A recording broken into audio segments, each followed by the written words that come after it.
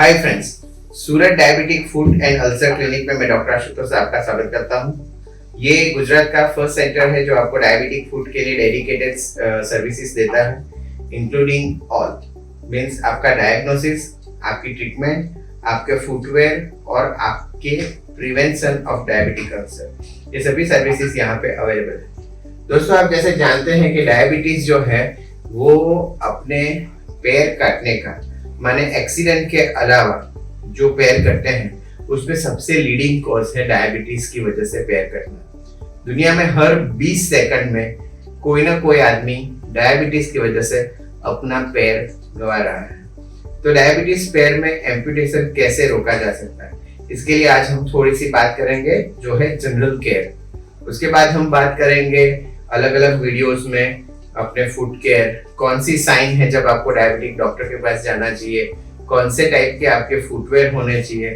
Curative footwear क्या होते हैं, नॉर्मल फुटवेयर क्या होते हैं, प्रिवेंटिव फुटवेयर क्या होते हैं, ये सभी हमारी वीडियो सीरीज में आप बाद में देख पाएंगे। आज का जो है वो हम समझते हैं कि prevention is better than cure. माने अगर आप डायबिटीज के साथ जी रहे हैं, आपको अभी फुट में कोई भी प्रॉब्लम नहीं है, तो आपको आपके पैर की बहुत ही केयर लेना जरूरी है।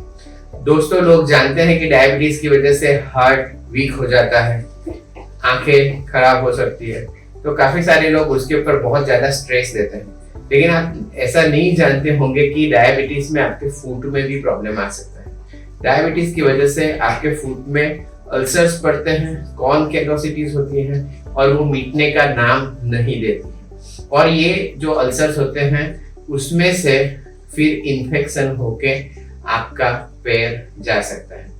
ऐसी स्टडीज हैं जो दिखाती है कि जितने भी डायबिटीज में पैर कटते हैं उसमें से 85% लोगों को आगे छोटा सा एक अल्सर, जो स्मॉल अल्सर है, आपको लगता है कि इसमें से तो क्या होगा, या नॉन हीलिंग अल्सर है जो घाव मिटता नहीं है, वैसे 85% पेशेंट्स को ऐसा छोटा अल्सर होता है जो एक दिन भयानक रूप लेके आपके पैर को लेके जाता है।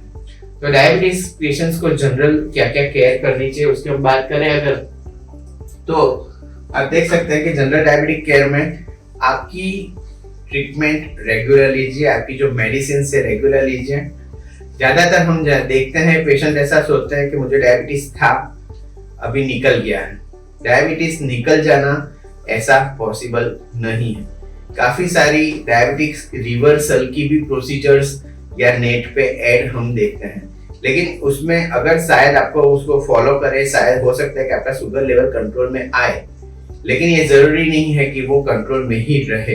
तो इसलिए आपको जो मेडिसिन दी गई है, मेडिसिन आप रेगुलरली रखें। उसके अलावा आप जो भी बाकी पैथीज हैं, जैसे कि आयुर्वेदिक है, होम्योपैथी है, उसके ऊपर आपको भरोसा है तो वो दवाइयाँ भी चालू रखें, कोई वादा नहीं है। लेकिन साथ में अगर आपको एलोपैथिक दवाई प्रिस्क्राइब की गई है या आपको इंसुलिन चालू किया गया है तो उसमें बिल्कुल भी कमी ना करें, क्योंकि अगर आप उसको मिस करते हैं तो आपके चांसेस है कि आपका शुगर लेवल एक लेवल से बढ़ जाता है, और जब अप डाउन शुगर होती है तो पैरों में बहुत ज्यादा डैमेज होती है। काफी लोग ऐसा मानते हैं कि इंसुलिन चालू कर देंगे मेरा जीवन खराब हो जाएगा। ऐसा कुछ भी नहीं होता है। एक बार चालू किया इंसुलिन, अगर जरूरत नहीं पड़े, अगर आपकी ओरल मेडिसिन से आपका शुगर कंट्रोल में आ जाए, आप डाइट कर रहे हैं, आप एक्सरसाइज कर रहे हैं, आप बाकी सब मेजरमेंट्स जो हैं वो करते हैं, तो हो सकता है कि आपका इंसुलिन बंद होके आप टैबलेट्स पे भी आ सकते हैं। डायबिटीज रिवर्सल की भी जो प्रोसीजर्स है उसमें भी यही डाइट कंट्रोल और इसको फॉलो किया जाता है। तो अगर आप ये करते हैं तो आपकी शुगर कंट्रोल में, मतलब शुगर कंट्रोल में रखना वो सबसे इम्पोर्टेंट है आपकी आंखों के लिए, आपके हार्ट के लिए और आपके पैर में डायबिटीज की वजह से डैमेज ना हो, इसके लिए। दूसरा है कि आपका जो डाइट प्लान है, आपके जो डॉक्टर ने या डाइटिशियन ने आपको जो डाइट प्लान दिया है वो आप रेगुलर फॉलो करें। काफी बार क्या होता है कि ये तो कोई लाइफ है, अगर मैं डायबिटीज के साथ जिंदा हूँ तो मुझे ये नहीं खाना है, वो नहीं खाना है, ऐसा करके आदमी परेशान हो जाता है और फिर वो सब कुछ खाना चालू कर देता है। या फिर काफी सारे पेशेंट्स हमने देखे हैं जो वो अपनी खाने पीने की हैबिट सुधार नहीं सकते हैं। तो ऐसे लोगों को मैं बोलना चाहूंगा कि अगर आपको डायबिटीज आ चुका है तो आप अच्छे से डाइट प्लान करिए।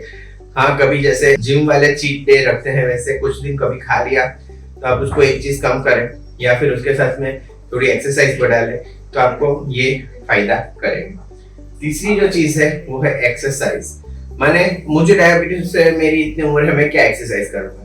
ऐसा कुछ भी नहीं है। काफी सारी चीजें होती है जिसमें आप नॉर्मल एक्सरसाइज कर सकते हैं। ऐसा जरूरी नहीं कि आप जिम में जाके 200 किलो वजन उठाए।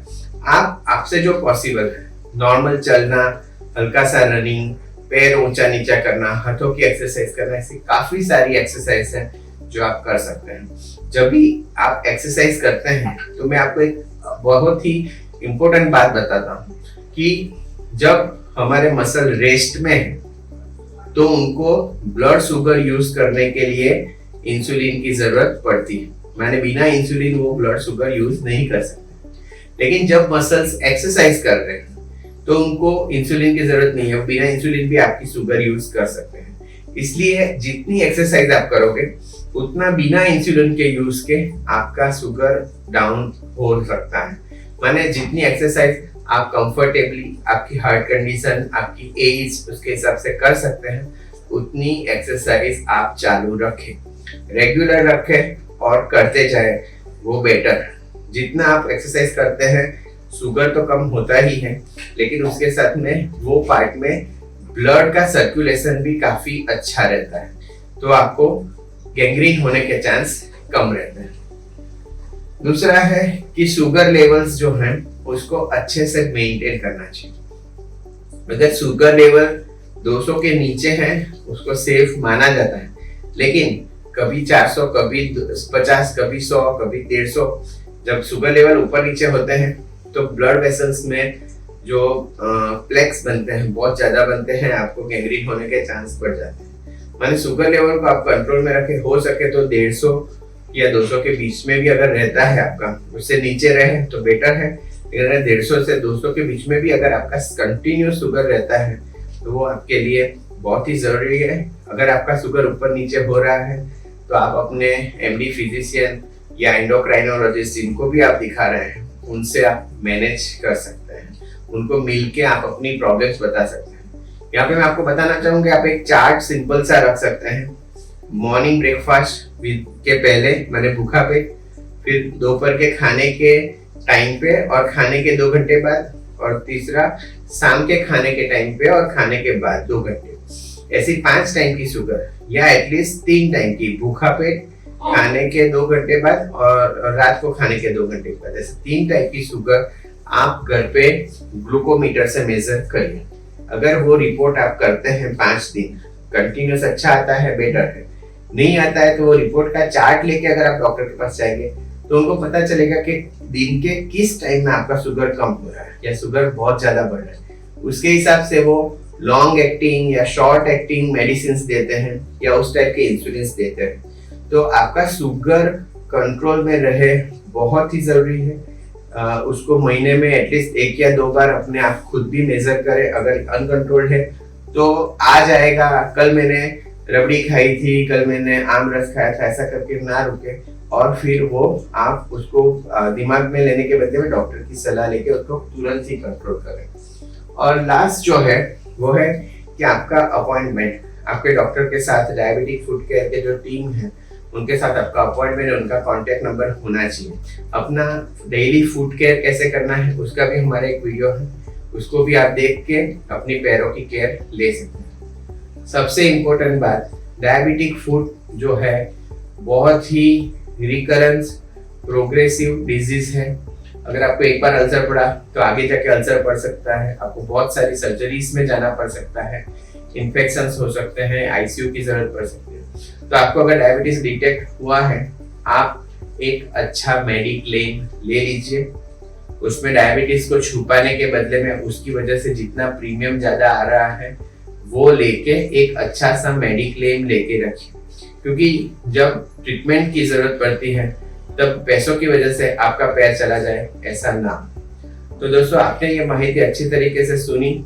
आप, आपके मम्मी पापा जिनको भी डायबिटीज है उनके लिए ये जनरल केयर है जो आप कर सकते हैं, और जो डायबिटिक फूड के लिए अलग सी केयर है उसके हमारे अलग वीडियो है, वो आप जरूर देखें। उसके लिए हमारे चैनल को सब्सक्राइब करें।